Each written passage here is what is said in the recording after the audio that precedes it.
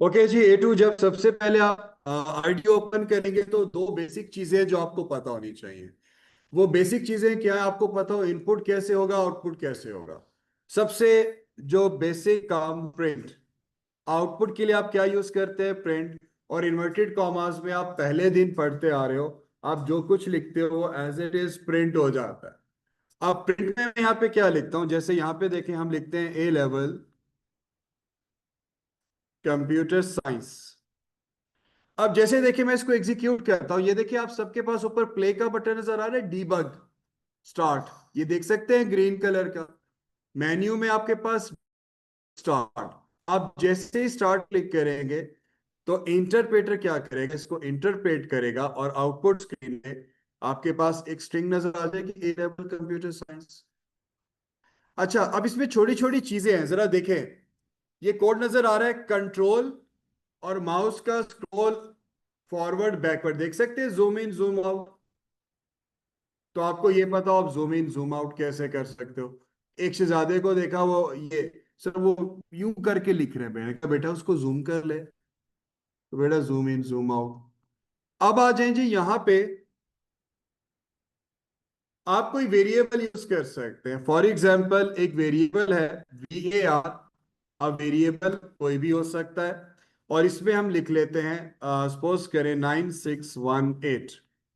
जरा देखिएगा, आपके पास एक स्ट्रिंग है और मैं यहां पे एक और स्ट्रिंग कंकैटिनेट करता हूं। Output concatenation sign and then VAR, basically आप वेरिएबल इसको एग्जीक्यूट करते हैं। तो यहां पर क्या आएगा, आप देख सकते हैं कंप्यूटर साइंस 9618। तो साथ में कंकैटिनेट हो गया। आप ये भी कर सकते हैं जी। यहां तक एक आइडिया हुआ कि प्रिंट स्टेटमेंट आपके पास क्या काम कर रही है, और इस तरह से आप प्रिंट स्टेटमेंट को यूज कर सकते हैं। आउटपुट के लिए भी काम कर रहे हैं, इसमें स्ट्रिंग आ सकती है, इसमें वेरिएबल आ सकता है, और कोई भी कंकैटिनेशन साइन आ सकता है। ओके, अब आते हैं इसमें थोड़ा बहुत इफ कंडीशंस को, नेस्टेड इफ कंडीशंस को, इफ एल स्टेटमेंट्स को ऐड करते हैं। तो सबसे पहले देखिएगा, इनपुट करना सीखते हैं। अच्छा, आप इनपुट कैसे कर सकते हैं? इनपुट करने का बहुत सिंपल तरीका ये देखें। STR basically that represent string,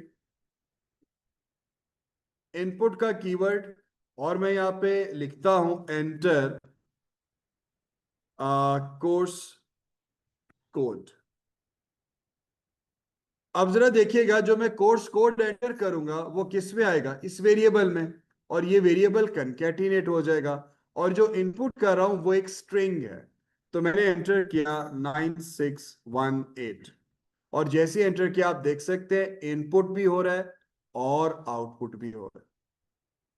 तो आप इस तरह से इनपुट कर सकते हैं और इस तरह से आउटपुट कर सकते हैं। तो पहला काम आपको इनपुट और आउटपुट का पता होना चाहिए। क्लियर है बेटा जी? चेंज करते जाए इसको साथ साथ। आप सबका आईडी ओपन है ना? ओके, चलें अब आते हैं जी इफ एल स्टेटमेंट्स और नेस्टेड इफ की तरफ। For example we have two variables, मेरे पास एक वेरिएबल ए है, इंटीजर डाटा आप इनपुट करेंगे, और इन्वर्टेड कॉमास में हम लिखते हैं यहां पे एंटर फर्स्ट नंबर। यूजर से इनपुट लेते हैं। मेरे पास एक और वेरिएबल है, the name called variable B, और इसमें भी हम इनपुट करते हैं enter second number. If condition apply करते हैं। इफ कंडीशन का जो पैटर्न है वो थोड़ा सा डिफरेंट है। If A greater than B, तो यहां पे देन नहीं आएगा, कॉलन साइन आएगा। सेंटेक्स का ध्यान रखिएगा। If A greater than B, if this condition is true, and print, आप प्रिंट क्या कर देंगे, फर्स्ट नंबर इज लार्जेस्ट। और अगर ये कंडीशन फॉल्स है, एल्स, दूसरा क्या आ जाएगा, print second number is largest. Basic से इफ एल्स स्टेटमेंट देन नहीं आएगा, एंड इफ नहीं होता, एल्स कहाँ आएगा, इफ के नीचे। ये इंडेंटेशन का ध्यान रखिएगा। एक मिनट सामने देखिए जरा, ये देखें, प्रिंट अगर मैं यहां पे लिख रहा हूं तो ये गलत है। इस केस में ये देखें, ये प्रिंट कहाँ आएगा, वन टैप फॉरवर्ड। मतलब अगर ये कंडीशन ट्रू है तो प्रिंट स्टेटमेंट, इसकी डिपेंडेंसी किस पे है, इस कंडीशन के ट्रू होने। एल्स कहां आ रहा है, इफ के नीचे। If this condition is false तो एल्स वाला पार्ट चलेगा। अब अगर मैं इस प्रोग्राम को एग्जीक्यूट करता हूं, ए में 66 है, इसमें 20 है, तो वो बता रहे हैं फर्स्ट नंबर इज लार्जेस्ट। लेकिन इस पूरी लॉजिक में सबसे बड़ी प्रॉब्लम क्या है कि अगर मैं दो नंबर सेम एंटर करता हूं तो ये क्या कहेगा, सेकंड नंबर इज लार्जेस्ट, जो कि गलत है। क्या करें, एक और कंडीशन अप्लाई कर दें? क्या हम यहां पे थोड़ा सा और चेंज कर सकते हैं? मैं लिख सकता हूं इफ, इधर इक्वालिटी के लिए क्या यूज करते हैं, double equal. If A equal to B, अगर ए बी के बराबर है, देन प्रिंट, क्या प्रिंट कर दें, आपके पास क्या आ जाए यहां पे, इक्वल। और एक और चीज देखिएगा बेटा, एल्स, ये देखें अब ये एल्स कहां आएगा, इस इफ के नीचे। और एक और चीज जो गलत हुई भी है, देखें इधर सब लोग, ये जो है आप एल्सिफ कर लें या इस तरह देखें, ये टैप वन टैप फॉरवर्ड होगा। इसको थोड़ा सा स्टडी करते हैं। देखिए मैं इसको थोड़ा सा जूम कर रहा हूं, सामने देखिएगा जी, A2।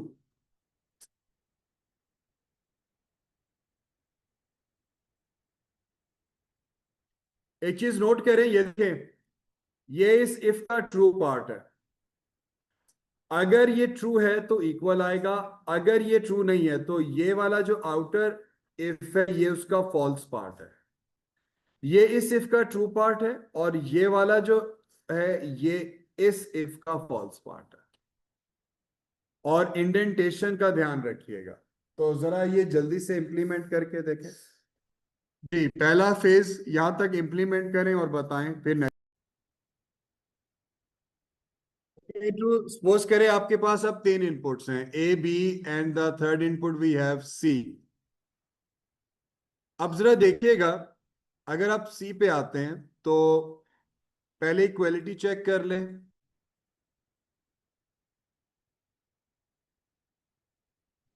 If A equal to B, अच्छा आप एंड भी यूज कर सकते हैं, जरा देखिए आप एंड को यूज करते हैं जी। A2 देखिएगा, एंड ए इक्वल टू सी, मतलब अगर तीनों नंबर्स बराबर है तो आउटपुट क्या आ जाए, इक्वल। अच्छा आप सबको एक सूडो कोड अगर याद हो, आपको याद है हमने तीन नंबर्स में से लार्जेस्ट कैसे फाइंड किए थे, जरा लॉजिक देखिएगा, फिर इसको यहां पे यूज करते हैं। फॉर एग्जाम्पल सूडो कोड देखें बेटा, we have three inputs A B and C. if a greater than b, then if a greater than c, then so can we write output a। मैं and statement की बात नहीं कर रहा, and use नहीं करेंगे। तो यहां पर क्या आएगा, ए greater than B, A greater than सी, तो आउटपुट ए। एल्स अगर ए सी से ग्रेटर नहीं है, क्या आप लिख सकते हैं आउटपुट सी, एंड इफ, ये इसका सूडो कोड है। और आउटर मोस्ट का अगर ये फॉल्स हो जाता है, if B greater C, then आपके पास क्या आ जाएगा, आउटपुट बी। एल्स आप क्या लिख सकते हो, आउटपुट सी। तो आपके पास यहां पर क्या आएगा, एंड इफ, ये एंड इफ इसके साथ है और इसका एंड इफ। अब सूडो कोड में आप ऐसे लिखते थे, प्रोग्राम कोड में तो ना ही एंड इफ है। सेम यही लॉजिक आप प्रोग्राम कोड के साथ कैसे करेंगे, ये काम आपने किया हुआ है, याद है ना, मुझे बताने की जरूरत तो नहीं है। ओके जी, अब जरा देखिएगा, if A greater than B, if A greater than C, So can we say first number is largest? और अब अगर यहां देखें कि आउटर मोस्ट स्टेटमेंट जो है वो फॉल्स हो जाती है, आपके पास एल्स, क्या मैं यहां पे एल्स लिख सकता हूं? ये तो एक और एल्स आ गया। मुझे क्या कर रहे हैं यहां पे जरा बताइएगा, अगर मुझे चेक करना है ये एल्स आपके पास कुछ, ये एल्स किसका है? इस इफ के साथ, और इस एल्स पे ये, अब जरा देखें, आप एलिफ लिख सकते हैं, इफ बी ग्रेटर देन सी, तो आप प्रिंट क्या कर दें? Second number is largest.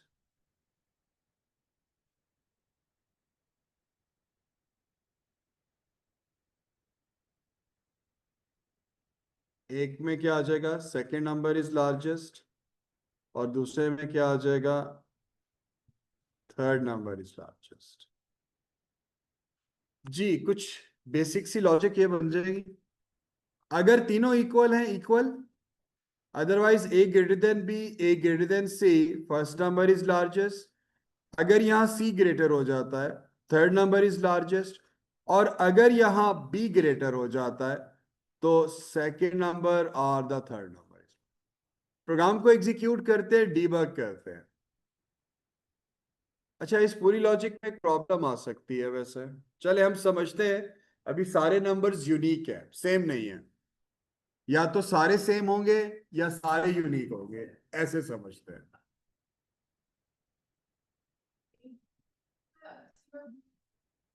सी और बी सेम हो जाएं तो ए सेम नहीं होगा, लेकिन हमारे पे ये कंडीशन है ऑल आर इक्वल। अभी ये समझ लें। अच्छा जी, आपके पास फर्स्ट नंबर, सेकेंड नंबर, तो इस केस में थर्ड, इसमें एक सबसे बड़ा ड्रॉबैक है, एक तो तीन नंबर्स इनपुट होंगे, और अगर बी और सी सेम हो जाएं तो थोड़ी सी आउटपुट पे आप सरप्राइज होंगे। लेकिन अभी हम स्टार्ट है ये समझते हैं कि या तो तीनों इक्वल होंगे या तीनों डिफरेंट होंगे। अभी ये समझ, चलें जी ये लॉजिक इंप्लीमेंट करें और बताएं जी, इसके बाद आते हैं फर्दर प्रैक्टिस पे। ओके जी, ए टू देखिएगा जी, इस क्वेश्चन में आपने यूज करनी है nested if statement. So resource ID less than 1001, then kept, kept का मतलब है आउटपुट क्या कर दे, कैबिनेट वन। इसको कोड के साथ देखिएगा, मैं लिखता हूं।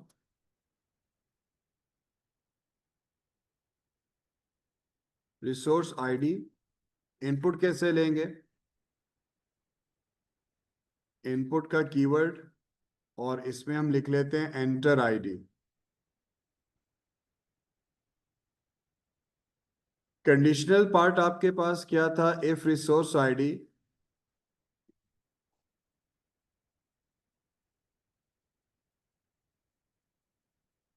Less than 1001, if this condition is true, then print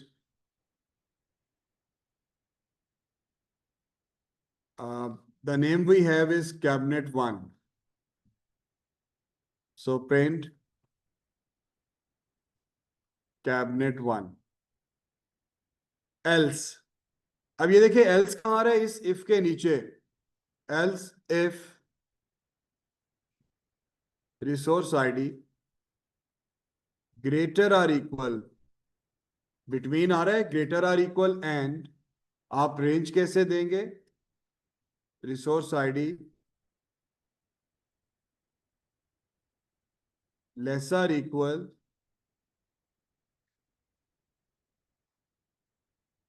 3000।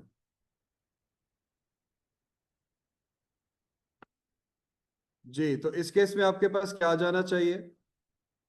Print cabinet 2।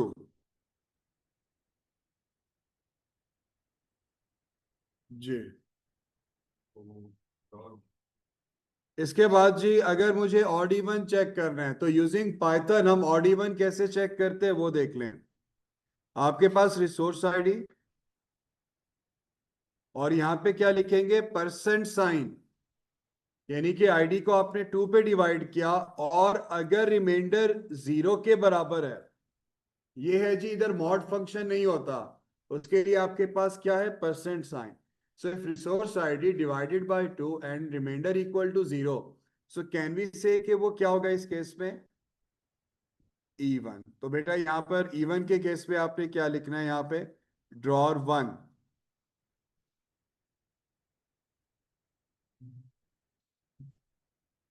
और अगर इवन नहीं है तो फिर आपके पास यहां पर क्या आ जाएगा, drawer 2।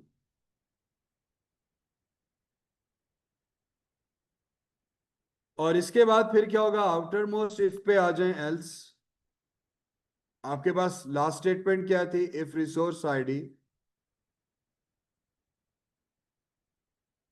Greater or equal to 3001 and resource ID less or equal to 5000। तो इस केस में आप क्या प्रिंट करेंगे, कैबिनेट 3।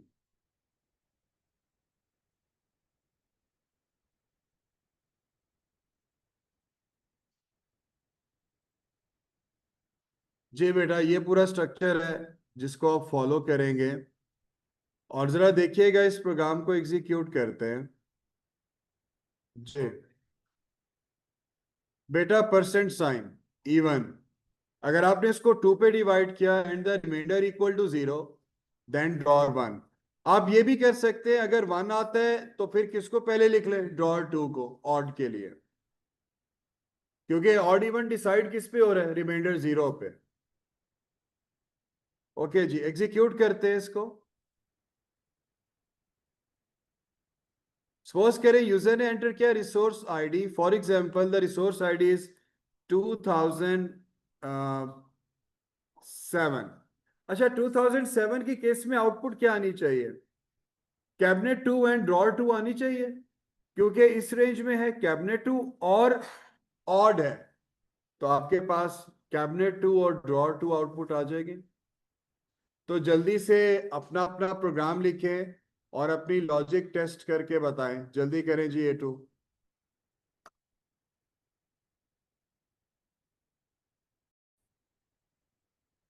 ये जी A2 दूसरा आपके पास क्वेश्चन उसी तरह का ही है, इसमें भी इफ एल्स स्टेटमेंट्स और नेस्टेड इफ हैं, तो ट्राई करते हैं जी, equipment ID.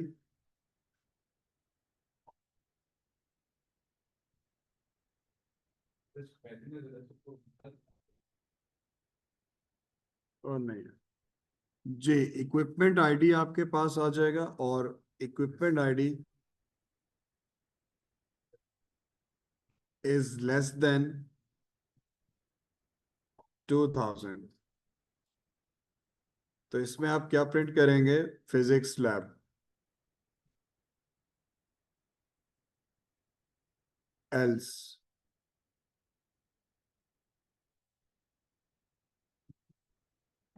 If equipment ID, ये एंडिंग विथ 10 कैसे चेक होगा, greater or equal to 2001 and equipment ID less or equal to, अभी आ जाते हैं, तुम्हारे कंप्यूटर्स तो चल रहे हैं, देन प्रिंट। और इस केस में आप क्या प्रिंट कर देंगे, बायोलैब।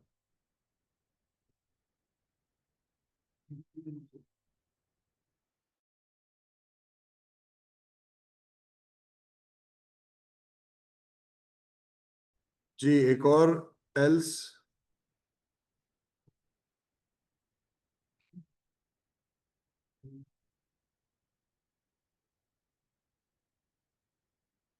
If equipment ID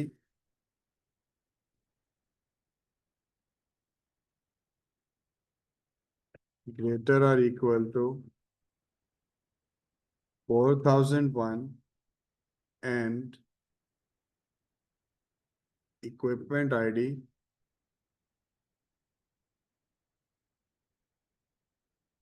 laser equal to 8,000।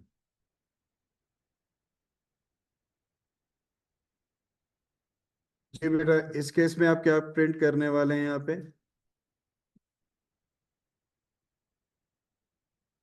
Chemistry lab.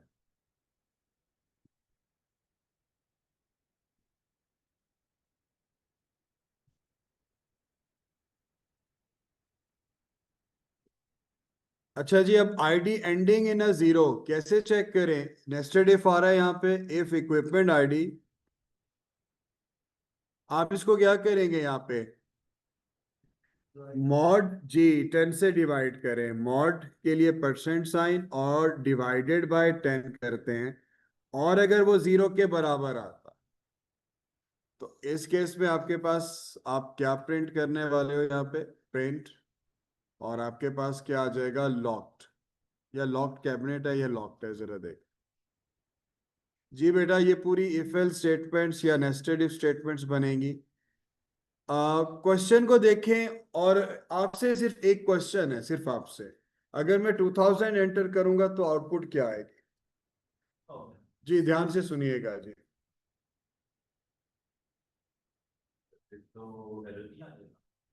कहीं आपने एरर लिखा है? सर कुछ भी आउटपुट नहीं आएगी, नथिंग। नथिंग और एरर में फर्क होता है। जी, किस पे नहीं आएगा? कहाँ? नहीं सर, क्यों आएगा?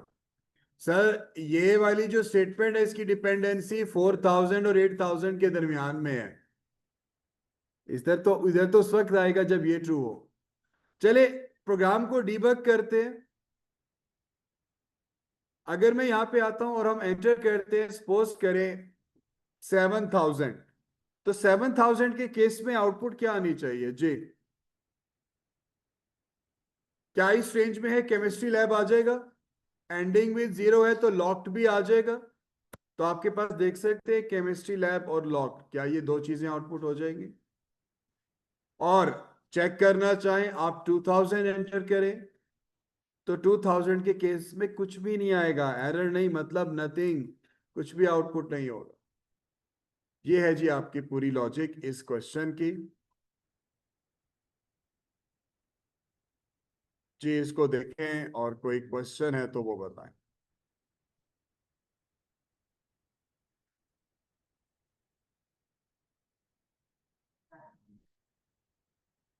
मैं आके देखता हूँ जी।